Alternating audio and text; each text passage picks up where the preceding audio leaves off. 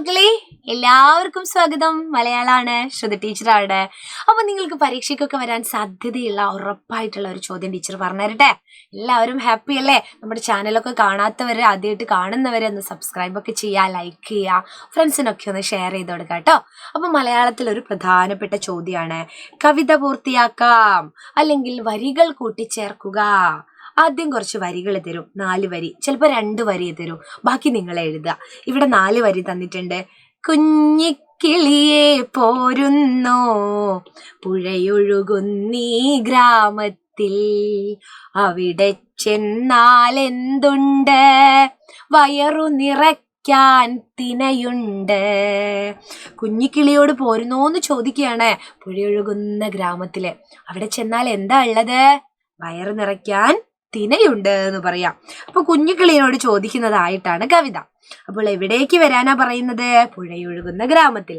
അവിടെ ചെന്നാൽ എന്തുണ്ട് എന്ന് പറയുന്നുണ്ട്. അപ്പൊ വയറ് നിറയ്ക്കാൻ തിന തരാമെന്ന് കുട്ടി പറയും. കുട്ടി ഒരു കിളിയോട് ചോദിക്കുന്നതായിട്ട് നമുക്ക് എഴുതാം അല്ലെ. ഇനി കുഞ്ഞിക്കിളിയോട് വേറെ എവിടെയെങ്കിലും പോരാൻ പറയാണ്. ബാക്കി വരികള് എങ്ങനെയാണ്? കുഞ്ഞിക്കിളിയെ പോരുന്നു.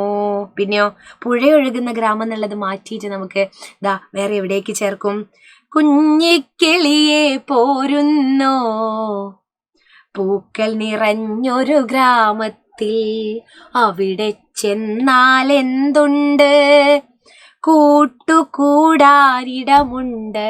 അവിടെ ചെന്നാൽ എന്തുണ്ട്? കൂട്ടുകൂടാൻ ഇടമുണ്ട്, കൂട്ടുകൂടാൻ കുറേ സ്ഥലമുണ്ട് എന്നാണ് പറയുന്നത്. അപ്പൊ ഇങ്ങനെയാണ് നിങ്ങൾ എന്ത് ചെയ്യേണ്ടത്?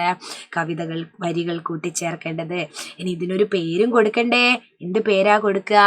കുഞ്ഞിക്കിളിയോടുള്ള ചോദ്യം ആയതുകൊണ്ട് ടീച്ചറ് കുഞ്ഞിക്കിളിയോട് എന്ന് കൊടുക്കട്ടെ.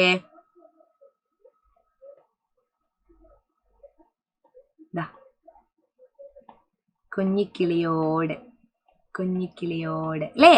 കുഞ്ഞിക്കിളിയോട് എന്നുള്ളതാണ് കവിത. അപ്പൊ കുഞ്ഞിക്കിളിയോട് പോരുന്നോന്ന് ചോദിക്കാണ്. പൂക്കൾ നിറഞ്ഞ ഗ്രാമത്തില് അവിടെ ചെന്നാൽ എന്തുണ്ട് എന്ന് പറയാണ്. കൂട്ടുകൂടാൻ ഇടമുണ്ട്. നിങ്ങൾക്ക് വേറെ പഴങ്ങൾ നിറഞ്ഞൊരു ഗ്രാമത്തിൽ എന്ന് പറയാ, അല്ലെങ്കിൽ ഊഞ്ഞാലുള്ളൊരു ഗ്രാമത്തിൽ എന്ന് പറയാ, എന്ത് വേണമെങ്കിലും പറയാം. പക്ഷെ ഇങ്ങനെ വരികൾ നിങ്ങൾ കൂട്ടിച്ചേർക്കണം കേട്ടോ. അപ്പൊ എല്ലാവരും ലൈവ് ക്ലാസ്സിലൊക്കെ പങ്കെടുക്കുക. അടുത്ത ക്ലാസ്സിൽ കാണാം. ഇതുപോലുള്ള സമ്മാനങ്ങളുമായിട്ട് A ഗ്രേഡ് ചോദ്യങ്ങളായിട്ട് ടീച്ചേഴ്സ് വരാം കേട്ടോ. ബൈ.